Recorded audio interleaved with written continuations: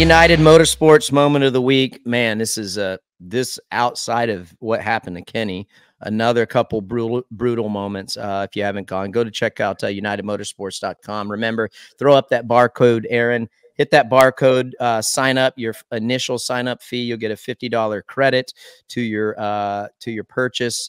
And no, wait. Yeah. Each week they give you a $50 credit. They're picking out a lucky winner. You get $15 credit to your initial sign up. So check out unitedmotorsports.com and shop online. They got a whole bunch of stuff. Their online presence is massive. So thank you, United Motorsports. And that leads us to the 250 East-West Showdown. RV, I love it. I was really excited to watch these guys go at it. The chef, Cameron, Deegs, Viao, I mean, everybody, RJ, you name them. I was so pumped for it.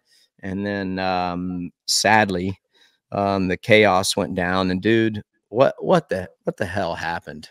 Yeah, I mean, dude, total bummer for the PC guys. To me, we'll watch that replay over right here, like from the back too, but watch it over again. It kind of looked like Levi definitely came over a bike length to the right. In that little G out of that double, but it looked like Cam kind of went left too. Just right here, we can see Levi goes a little deep, comes left. Cam's also a little off balance to the, going to the left. Yeah. Levi's going to the right, and tangles them up. And then Anstey just, dude, we watched that. I think Anstey like literally runs over Levi's he does. Head and watch neck. This. Watch Anstey. Yeah, you're exactly right. Watch this right here. Boom, like right over shoulder and neck and collarbone area. So Levi got really, really lucky. Obviously Cameron, same thing, but not as lucky from the previous crash in practice. So he was out.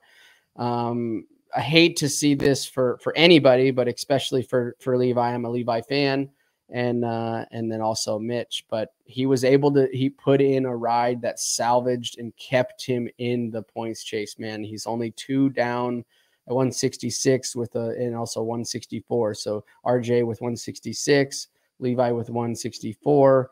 That was a championship night right there for him, is putting himself in a position, because I think when he got up, he was 13 or more points down.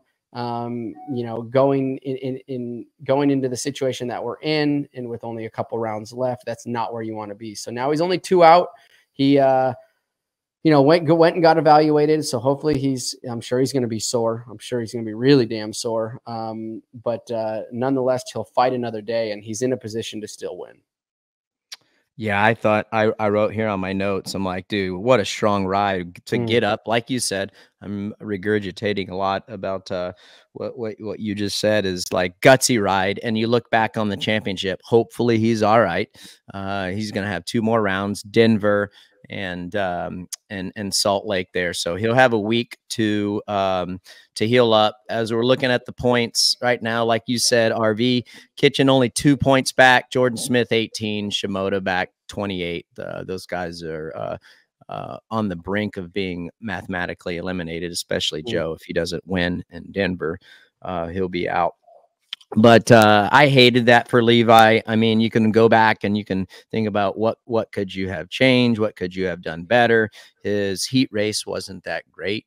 So, right. Well, like, look, we haven't talked about it yet. And it affected the outcome of a lot of racers' nights. Was that first turn, dude. That first turn was very, very tough, very technical. You left the gate, shifting gears, coming down to that first turn very quick, and you think you have the whole shot. The first turn wasn't very tight in the beginning, and then it really tightens up on the exit of it, right? So qualifier is where this all started, right? Is Levi pulled a great start, but blew the first turn and ended up on the very outside, which, as we saw. Right there, Hayden, Levi. There was a lot of guys that were outside of transfer position and had to work their way up through the qualifier to even make the main event. And you guys said it on the broadcast, once you're in the main event, okay, great.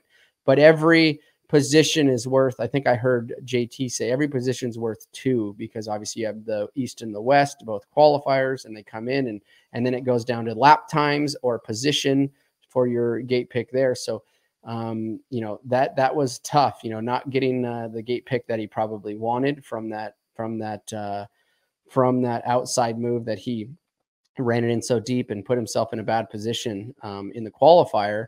You know, you have a crap gate pick for the main, and you're hosed at that point. So that's where you're exactly right. That's where it stalls.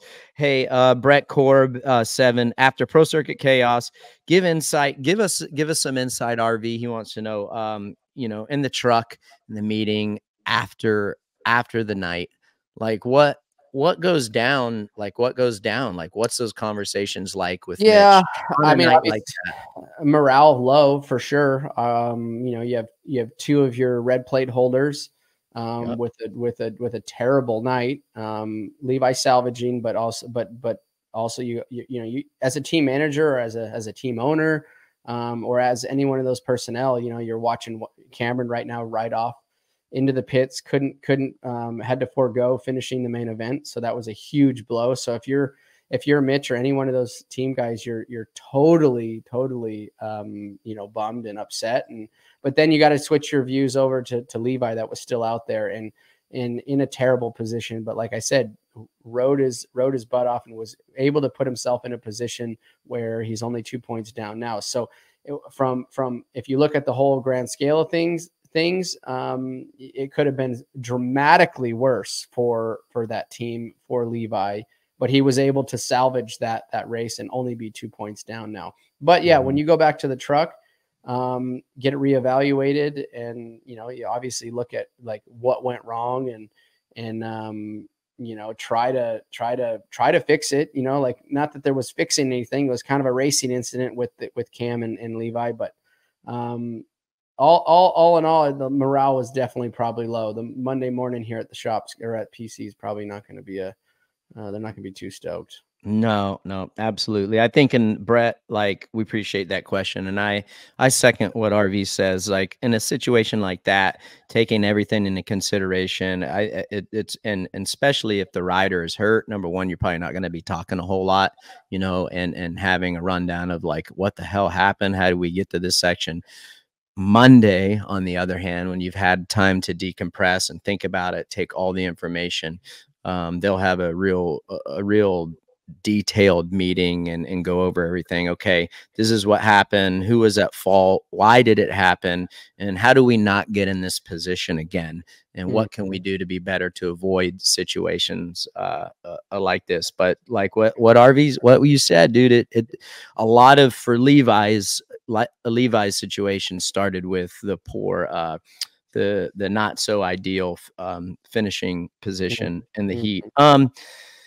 This is interesting. When I saw it happen in the qualifying practice, RV, Cameron McAdoo, S Reed 711, dude, you're always bringing us some great questions. We have multiple angles of this. Who was at fault with this Leitzel or McAdoo incident, or was it purely a racing incident?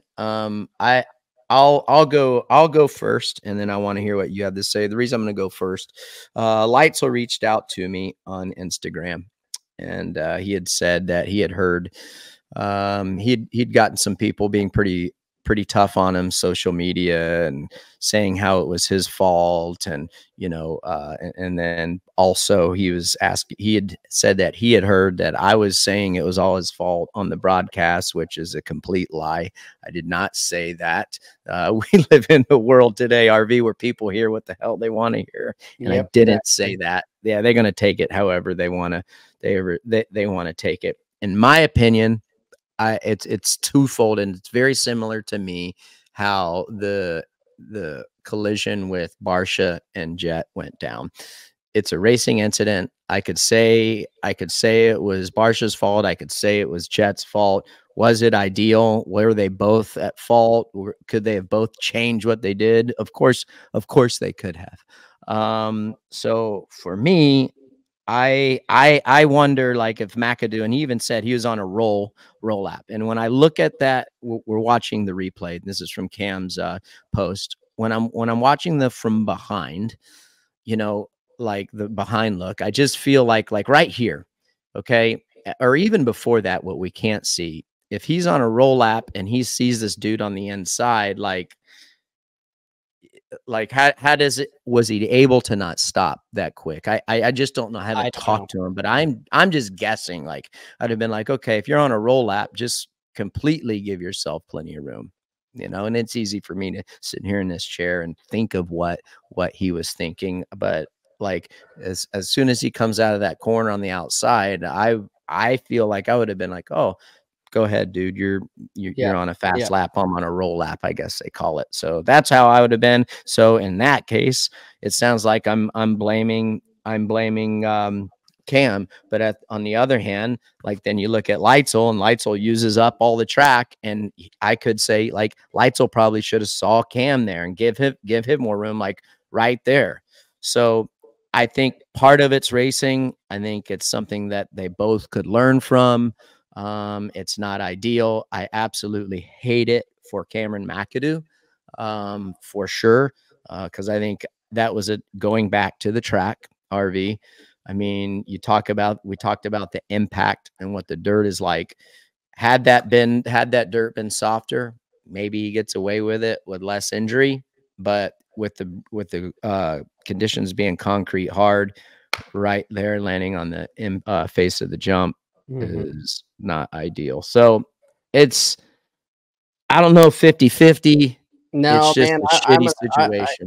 No, I don't disagree, but I will say that it was, and the only reason why I say this is because Cam already spoke about it. He said he was on a slow lap. He was on a roll lap, right?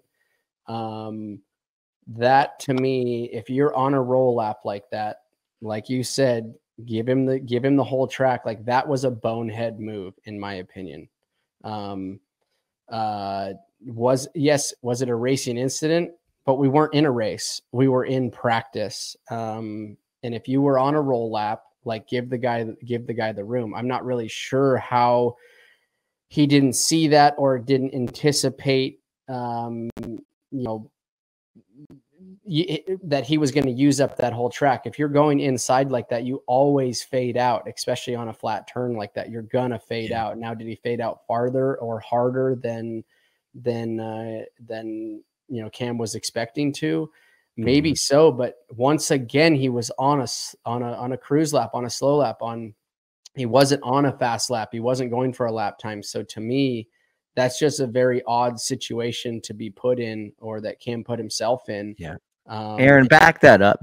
Aaron, if you can, back that first view. And I want you to pause it. Keep going. Go. Keep going. Almost there. Keep going. Little that might be all we have right there. Go back to right where you played it. Like right there. Okay. Right here. And this is where that's a lot of distance, guys. That's a lot of, Cam definitely saw him there on the inside. I know I would have. I can't speak for him, but he should have been able to see him. That's like a bike length and a half long in between them, if not more, 2 bikes. He should have saw that. I don't know what he was thinking, anticipating, why. And you can see, like, look at his front wheel right now and front fender. It's kind of leaned over where he's going to come over to middle of the track, or even left of middle.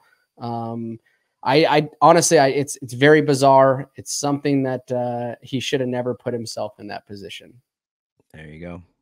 I mean, yeah, I mean, now, like, considering what now it's ruined it's literally kind of ruined his championship for sure. Yep, his chances at this championship. He's 16 down now. And not to mention, like, just even if he wasn't hurt or banged up, 16 points with 2 rounds left is a lot of points to make up. But he's also dealing with a shoulder injury, is what it sounds like, of some sort. So that's a tough pill to swallow. Yeah, I would think for myself, like, just knowing how I operated, I don't, and dude, we've all made a crap load of idiot moves. Mhm. But I think, especially on a roll lap, I don't think that I would have collided with someone. I hate to be No. like that. Like, No, no, I I hate agree. to say it, but dude, if we're doing what the hell we're supposed to do on Title 24, let's be honest, like that wouldn't have happened. No, It, no, it just it wouldn't have wouldn't have happened. happened, and it Straight shouldn't have up. happened. There you go. Sorry, McAdoo fans, and it has no we're just being disrespect. honest. Yeah, it has no disrespect to you, Cam. I think you've had a phenomenal season. We've praised you. I hate it for you. So hopefully it'll be all right. Like you're saying, like now I'm thinking like championship gonna be tough at this stage, especially a guy like Vial. You think about championship caliber, and now he's in what 13-point lead over Deegs, dude. And the guy's as cool as a cucumber too. Yeah, he is. Hi folks, Lee Diffie from NBC Sports here. If you truly enjoyed what you just watched, you can get more news, interviews, and highlights by subscribing to the Motorsports on NBC YouTube page. You can get it all, so go for it.